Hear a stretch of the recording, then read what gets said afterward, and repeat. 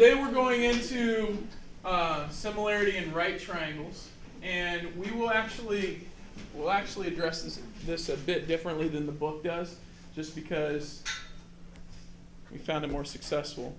Mr. Vogel has put together this similarity table, which will help you out. It'll help you find proportions a lot easier. So when you look at the book's going to talk about geometric mean, and I'll go through how to find the geometric mean given a proportion. However, other than showing you how to find it, we won't apply it much other than that during the class. Okay? So, everyone has this down? Very good. Let's move on. I want you to take a look. Let's start with geometrical mean. This is off your assignment, but I want you to add it to your notes as well. Okay? So as we go through the assignment, you can just be writing things down. Or going through the notes, you can just be writing the answers on the assignment, but get these things into your note page, please. All right? Can I write down the problem too? Yep. Write down what a geometric mean is, at least that proportion, and then write down those problems. All right, so our geometric mean, if we're given the proportion a over x equals x over b, the way we're going to find geometric mean, if we're looking at say if we take these two things, 2 and 32, okay, those are replacing the a and the b. All right? So I want you to go ahead and set this up in this format, but replace the a and the b right now. Okay? Geometric mean has to do with statistics, and when you get to statistics, we'll study it a bit more, but we're not going to use it much in here. It deals with central tendency, and this is the only place we apply it in the book, and we won't actually apply it using this lesson. So go ahead and replace those right there. Okay, so Lee asked the question, how do we determine which one's A and which one's B? It really doesn't matter, because think of when we're putting these in. If we call 2A, we got over x, and x over b, which if we call this one a and this one b, that ends up, to solving this, we end up cross multiplying. So either way, we're going to multiply 2 by 32. So it won't matter what position they're in. It gives us 64 equals x squared. So x is equal to? 8. It's equal to 8. Yeah, plus or minus 8. Okay? And since we're dealing with length in this chapter, I'm just going to use the principal root. Principal root means just the positive root. So we're going to leave it at positive 8 on that one. Okay? Yeah, Gracie? So would geometric mean, is that like the first thing, or would it be the plus 8? It's going to be the 8. Oh. Yeah.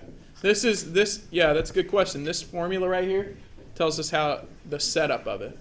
Okay, this is actually the geometric mean. So we're just trying to find x. We're trying to solve for x. Yep. Okay, so everyone give 3 a shot. You guys already got it. I'm too slow. Again. What do you want us to round? Leave it in simplest radical form.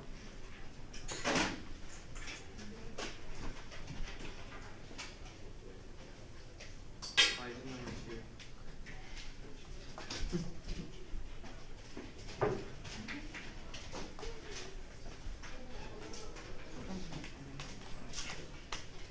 All right, so x equals root 72. Is that simplest radical form?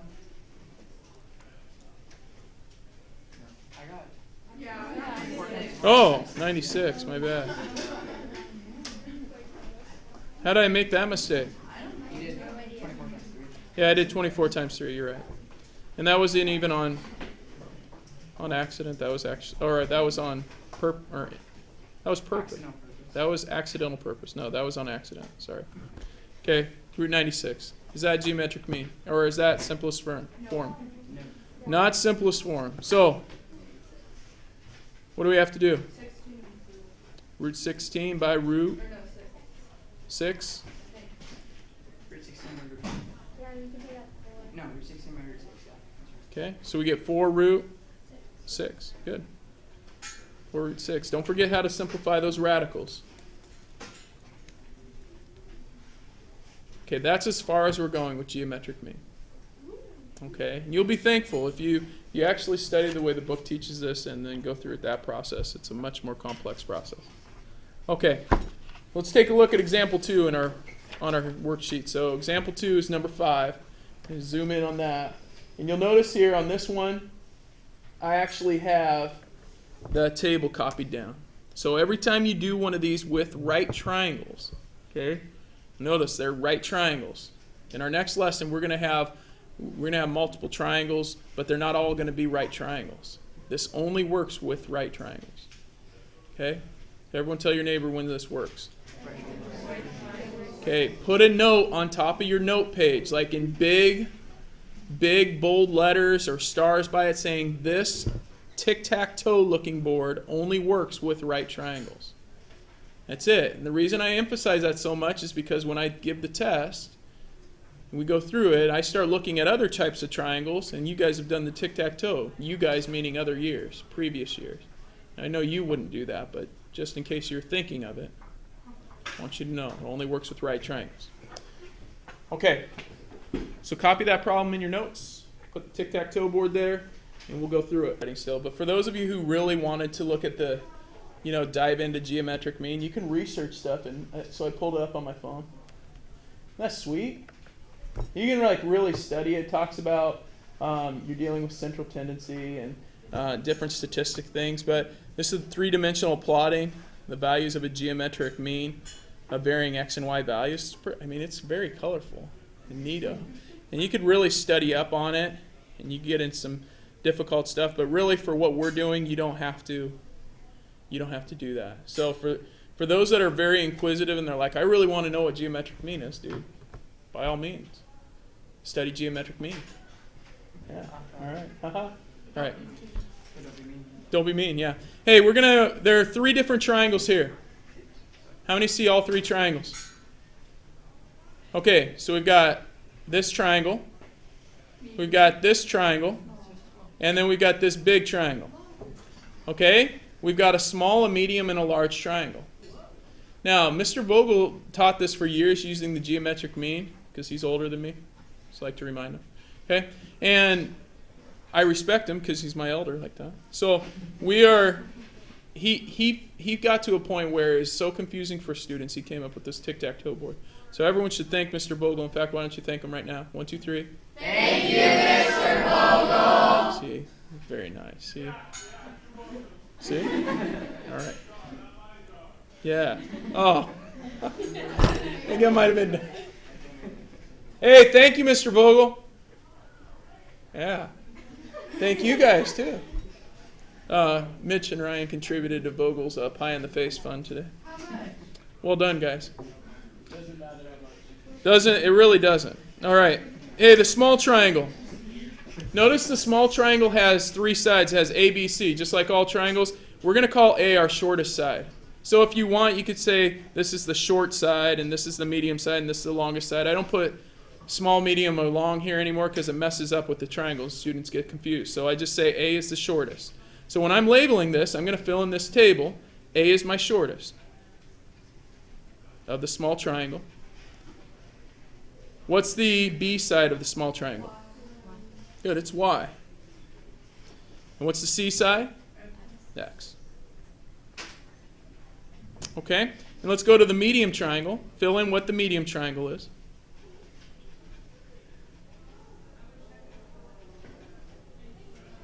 How do you know what side it is? Well, this is the shortest side, right? We call that A. What is the T? What's that? We're on the medium triangle. Medium triangle. Patience, grasshopper. Medium is 6. And what do we put for C? We don't put anything. Yeah. All right. Longest side, what do we put for the short, or for the largest triangle, what do we put for the shortest side? X. What do we put for the medium side? Nothing. And long side? 8.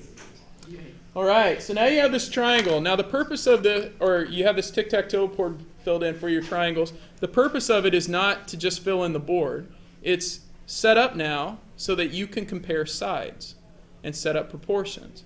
So I look at this and I'm looking at spots that are full. Like this spot corresponds to that one and that one. And this one corresponds to that one and that one. And this one corresponds to that one and that one. Well, this one's missing a spot. So I could say 2 is to X as Y is to, but there's nothing here. I could say 2 is to y as y is to 6. I could go 2 over y is equal to y over 6. And the benefit of that is I only have a single variable there. 2 letters, but the same letter. I could solve for y there. You want us to leave our answers in typical? Simplest radical form, yeah, totally radical form. Yeah. That's the way we do it, yeah. So this gives me y squared equals 12. And since we're representing a length, we don't have to worry when we take the root. We don't have to make it a negative. Wait, that's not. That's not right. No, that's not simplest radical form. You're right. And it'd be 2 root 3. Be root 4 by root 3 or 2 root 3. 2 root 3. Y is equal to 2 root 3. So if we solve for x and y, we've solved for y there. Now that means everywhere we see y here, you could actually put 2 root 3 if you wanted to. You don't have to. Eli? I don't have a guess on the x. On the x, what do you think for x? 2 is x is to 8. 2 is to x. Yeah, you look at the positions. You can go 2 is to x as x is to 8. Notice they're the same positions, same levels. So the small side of the short side of the small triangle is to the long side of the small triangle. And we have the short side of the large triangle and the long side of the large triangle. So you get 2 over x equals x over 8.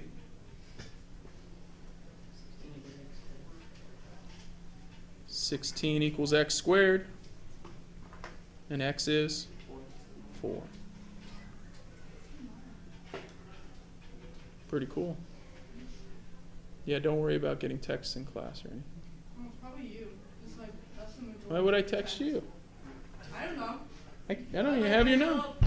Your like little school reminder thing is wrong. Oh, yeah. Remind 101. It's amazing. Pretty funny. How many get Remind 101? 5 o'clock Sunday. Be there. Yeah, that would be a good idea. I maybe try that. Okay? Any questions on 5? Remind 101's a good, I don't know if you heard of it. It's a good way to text students without them seeing your phone number. It's just really nice. I don't want any of these guys to have my number. Except for most of them have my number. Yeah. All right. Number 8. Fill out the triangles.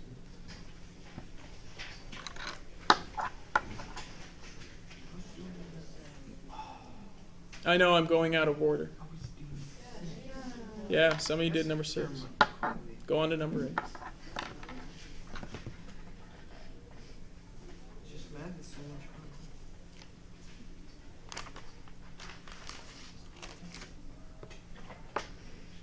fun. You become like art majors or something, and you get like perfect grids, and you're using rulers. It's okay. It's okay to do a grid. You can just go. You don't. I even put one too many lines there. You could. Just do a tic-tac-toe board, right? Once you memorize where everything goes, small, medium, large triangles. So triangles up here, A, B, C over here. It can be that quick. You shouldn't spend all day drawing the grid. That defeats the purpose of doing it the quick way. Okay? All right, so let's fill this out. Small triangle. Small triangle short side is x.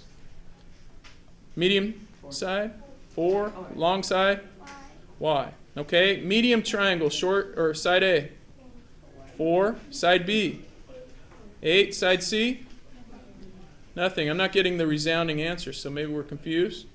How about large side? Side A? Large triangle, side A is Y. Side B? Nothing. Side C? 8. Good. 8 plus X. We've got to add those two up to get that longest side. Raise your hand if you had those. Okay, I want you to have your neighbor explain to you right now. Have them explain to you how you know what side A, side B, and side C are in each triangle. Lee, what do you think? What's A? A is the shortest side. Okay, what's B? The middle side. And C? Good.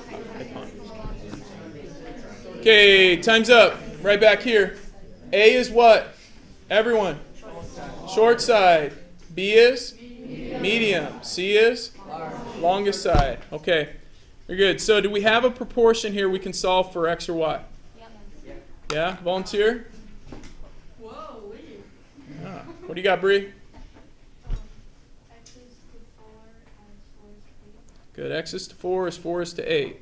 So some of you will look at that and not even have to write it down. Everyone look right here. So those of you that have to write down everything, hey, this is 4/8. That's 1/2, right? What's this? What's x have to be? 2. It's okay to still do the math mentally too. I want to see work, but you don't always have to write every little bit down like that. Show work. I mean, that's 16 equals 8x, but hopefully you could look at that one and say, hey, I know that's 1/2. This has to be 1/2, so that has to be a 2. If not, that's okay. Write it out. We get x equals 2. Okay, so we write in that 2. I know, it's funny. All right. 2 goes here also, so this side is actually now 10. Someone really needs some singing. All right. Set up another proportion with your neighbor. Solve for y. Hey. So Lee, what did you get for a y? For y, I got 2 root 5. 2 root 5. So what proportion did you set up? I set up the proportion y is to 10 as 2 is to y. Okay, so you use that one, and that one, and that one, and that one. All right. Anyone use a different proportion? No, I don't know that we could. Okay? So when we solve that, we end up with 20 equals y squared. And y equals root 20. Which means y equals 2 root 5. Good. How many got it? Okay. Rate yourself 1 to 5 right now. Okay, great. Very good. Any questions? Huh? No, not yet. Sorry. We got a few more. They get a little more complex. I want to keep it that easy. Number 9, for those of you that whined about not doing number 6 next, I went from 8 to 9. I even planned like that. And the next one we're going to, you'll never know. Okay, very good. Here we go. Get as far as you can on number 9. Well, let's see. Which one did you call the small triangle? Does it matter? It doesn't matter. Okay. So I'm going to call this one my small triangle. If you called it your medium triangle, that's okay. Yeah, it is. Well, it's one I think I got from Vogel because it's just, you know. Yeah, it is casino. Those aren't real jewels. Okay. All right. Anyway, small we got 5, 5, and y. Medium we have 5, x, and blank. And then big we have y, nothing, and x plus 5. Now notice these are almost the same. In fact, if 5 over 5 equals 5 over something, what's x have to be? 5. It has to be 5. So this triangle right here, I think, is going to be an isosceles right triangle. And we start thinking about the properties of an isosceles triangle. But we go through it, and if we're trying to figure out y, we put our 5 in here. That makes this 10. So we get 5 over y equals y over 10. Y squared equals 50. So y equals 5 root 2. Eli? It's a good question. Could you? You could have done a squared plus b squared equals c squared if you knew that this was equal to y. Right? But we know this is isosceles, and we know this is isosceles, right? That's congruent to that, meaning this side's congruent to that side, and if this one's congruent to that, those two we knew were equal because those two were equal, we knew that, which means this is going to be the same length as that because those sides are the same. But we'd had to do a little work to get there first. Hey, how many got that? Okay. Questions on it? Promise I only have 2 more problems for you. Number 12. But every one we do is one less you have to do. I know. Try number 12. Notice we keep getting fewer and fewer things on our picture. I know, total dude. Write it down. Small triangle, long side is 9. Can we fill out anything else? Oh, how about the medium triangle? X is what? B. And 12 is? C. Okay, how about the large triangle? Anything else? Question. Huh. Gracie? Well, you can find the hypotenuse of the large triangle. How? You do a squared plus b squared equals c squared. Oh, yeah, good call. Good job, Gracie. A squared plus b squared equals c squared. Right? 9 squared plus 12 squared equals c squared. Everyone figure it out there.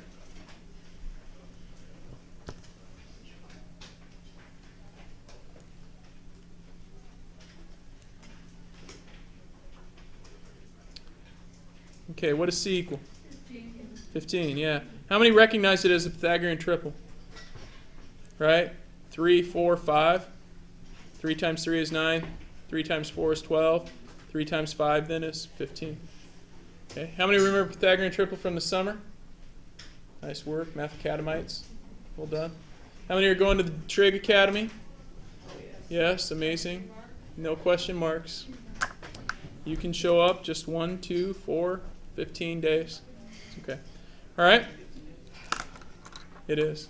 15 days of pure joy. Okay? Hey, you'll notice here that now gives us a proportion, right? What is x going to be? Can we reduce this? Yeah, we could. We don't have to, but we could reduce it if we wanted to. Doesn't automatically change the side, by the way. Let's go 15x equals 144. So 1x is 144 fifteenths. Is that 9.6 exactly? Yep. All right. Then we can terminate it at 9.6. Okay. Good. How many got held up on that one?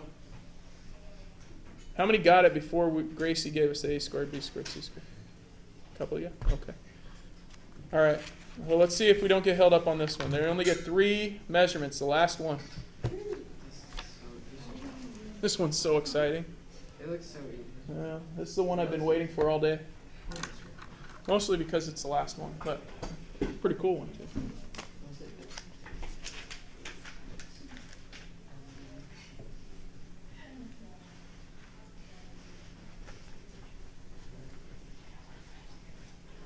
Okay, when I put my pen over the blank, you tell me what to put there. 3, 4, 5. Whoa, 5. Hold on, there's no 5 up here. But you do Pythagorean triple. Yeah, Pythagorean triple. How many caught that? This is 5. It has to be 5 because Pythagorean theorem. A squared plus b squared equals c squared. 3, 4, 5. How many got that? Oh, cool. Yeah, not tricky as I thought. What's this? 4. Here? Nothing here? X here?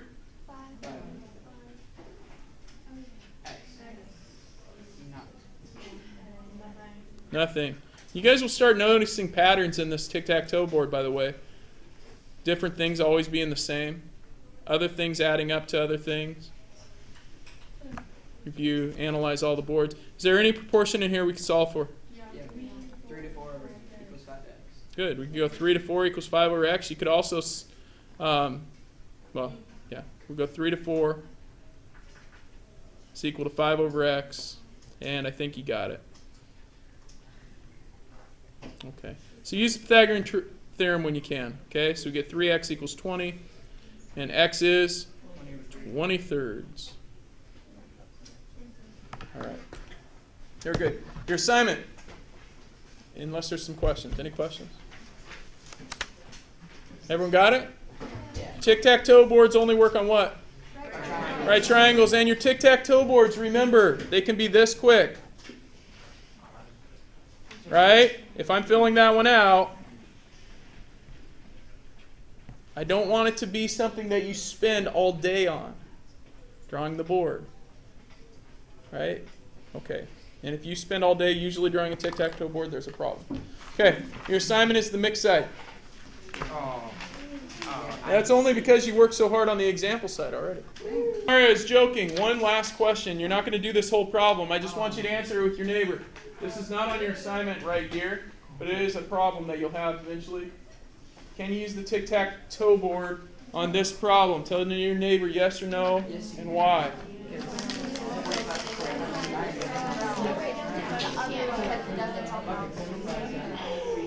See that? Money. Okay, how many say yes? How many say no? How many say yes? Not everyone's voting. How many says no? The answer is no. Why is it no? Lee? Because for theorem 10.3 to work, which is basically what the tic-tac-toe is based off of, the two smaller triangles have to be divided by the altitude, and that's clearly not the altitude because it's not right angles but the hypotenuse. Very good. In other form, they all have to be what type of triangles? Right triangles. We have a big right triangle, the small right triangle, or the small triangle is not right, and the medium triangle is not right. You guys, that's the problem. On the test, you'll end up getting triangles that look like this and the ones you're doing today. You have to know the difference between the two. Okay? Huh? The small triangle and the medium triangle are not right triangles in this one. So you cannot use that tic-tac-toe board on this. You have to use another process, which we'll go through.